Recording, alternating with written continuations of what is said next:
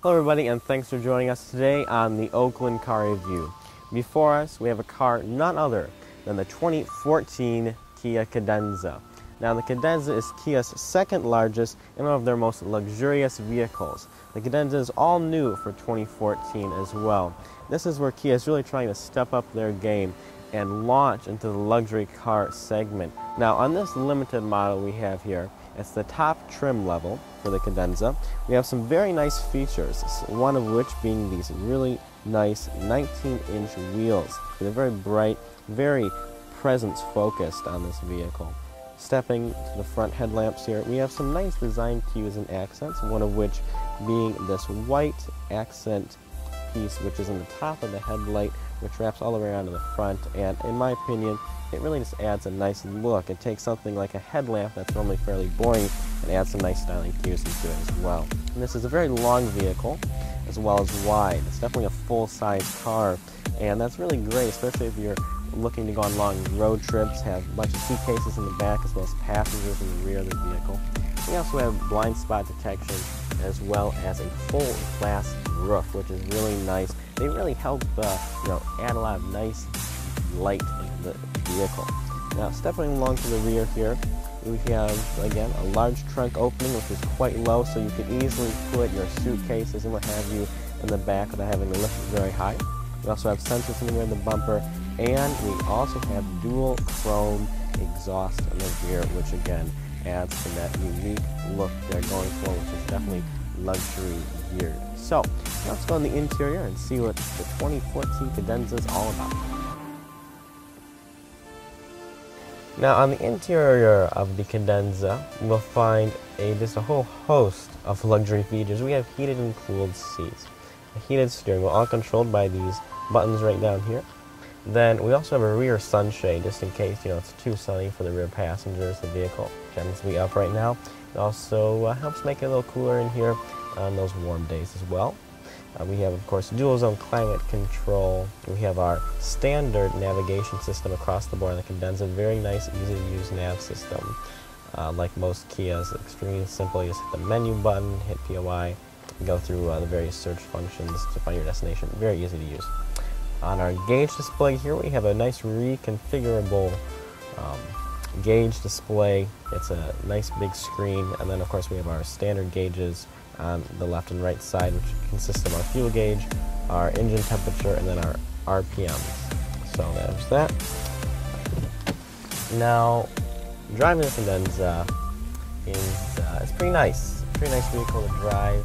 It's fairly large, and you definitely realize that while driving the Cadenza. However, the 3.3 liter V6 makes around 290 horsepower, and it does a pretty good job with throttle response, acceleration, as far as that goes. Again, it makes around 290 horsepower. I believe to get specific, it's about 293 horsepower for the 3.3 liter V6 engine. It's not overly powerful. It's not like driving a 7 Series twin turbo V8, but it's definitely an adequate amount of power for this vehicle. It gets 19 in the city and about 24, 26 on the highway. As far as what we have been actually getting, we've been actually getting about 20 in the city, so that's good. A little bit over what they say, and of course, depending on your driving styles and habits, that will fluctuate. So, as far as handling goes, again, like I said before, it's a big vehicle. Steering's pretty light as far as that goes. However, it does keep you connected with the road pretty nicely. It's not a floaty feeling or anything like that. It keeps you connected with the road nicely. As far as the ride quality goes, a very nice, very soft vehicle. Overall, the bumps, it's definitely a very good ride. I'm impressed with that. Definitely a 5-star ride quality in this vehicle. Interior noise, it really helps drown out the exterior. Really quiet on the interior. Not a lot of noise from the outside drowning in here. You can definitely tell when you roll down the window and roll it up how much quieter it is. And not like any normal car. I mean, when this window closes, you can really tell a big difference. And so again, they've done a nice job with that. We have a nice, very nice, I'm really happy to see this Alcantara headliner. It's very, very plush, very nice. It gives us a really high-end feeling inside of like a Bentley or something. When you look up here at the liner, very nice.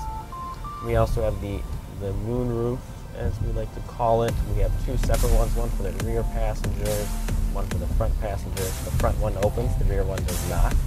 So again, it would be nice if the rear one could open, or if the whole thing opened like on the Lincoln vehicle, the whole thing opens as one big piece of glass. That's pretty cool. If they can incorporate that, that would be nice. Of course, we have our standard features as far as satellite radio, Bluetooth streaming, phone, AM, FM radio. The FM radio is HD capable, so that's nice. If you get an FM HD station, it comes very nice, crisp and clear. We have the Infinity sound system, which we were just discussing this earlier. It's a nice system for what it is. It's not the best system out there. It's not like some sort of Jaguar sound system. However, it's very comparable probably with a Bose system that you have in the Cadillac vehicles and what have you. Now, as far as price points go on the Cadenza, this is where things get interesting. Base price is just over $35,000. So for $35,000, the look, the feel that you get in this car is definitely that of around, in my opinion, a $45,000 car. We're seeing the limited model, which again has some of those nice exterior features, as well as some nice interior touches that I was discussing earlier. That is $42,000. So, as we sit in this car, I believe it's right around $43,500 by the time you add some destination charges, taxes, fees, and a few little extras here and there, like some mats and rugs and stuff. So, definitely a reasonably priced vehicle for all the features that you're getting. Kia's always been known for that, of course, adding a lot of features into a vehicle to make it, that of a BMW as far as features and amenities go. And this car, again, definitely delivers on all of those. Now, as far as the interior quality goes, it's still a Kia, and there's no denying it. But the steering wheel is very soft. The dashboard's made up of a nice, again, soft leather with some stitching in it. The wood trim looks okay. It feels and looks a little bit off, but overall, it's pretty decent. And the seats are very comfortable. They have at least 12-way adjustables, and it just goes any way you want. It goes up, down, backwards, forwards. Up in the legs, down in the back.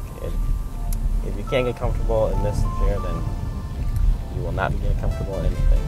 So, now, last thing I will be touching on is the transmission.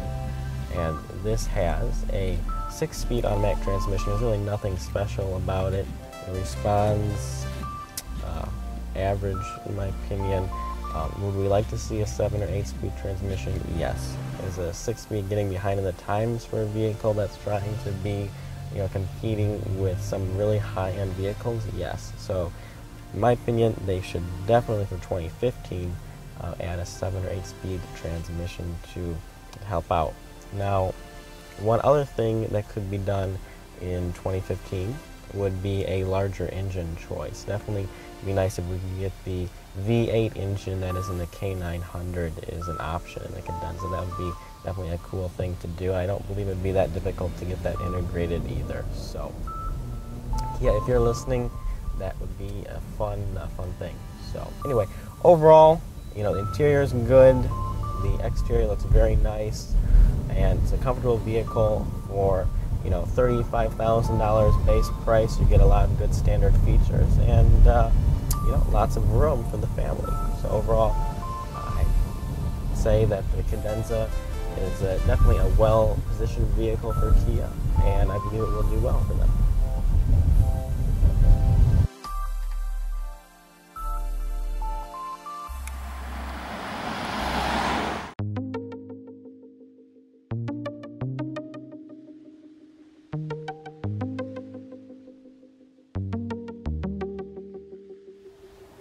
Overall, the 2014 Kia Cadenza is a very well put together entry-level luxury vehicle.